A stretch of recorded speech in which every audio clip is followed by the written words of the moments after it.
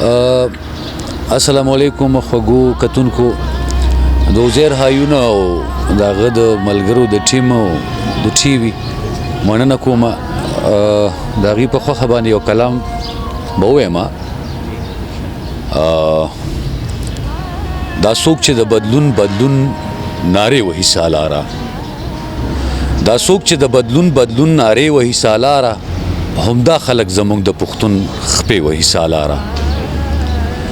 د دې میندې په سر سڼ سینګار او په کالو دي زموږ میندې قبرونو ته سینې وهي سالاره یو څوک دی د باچا خان پښتانه دوه ټوکړې کړ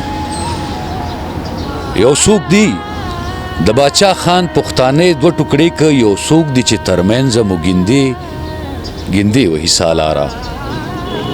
د دې جنډې په پړي که پانسي شم چپ پنه شم که خلق مې په خوله باندې جرندې وهي سالاره همدا چې دښمنان مې د صادر او لوپټې دي همدا چې دښمنان مې د صادر او لوپټې دي دا څوک چې په لاسونو کې تسبیح وهي سالاره په لاس کې چاړه ده مخې پټ په تربوزک دی په لاس کې چاړه ده مخې پټ په تربوزک دی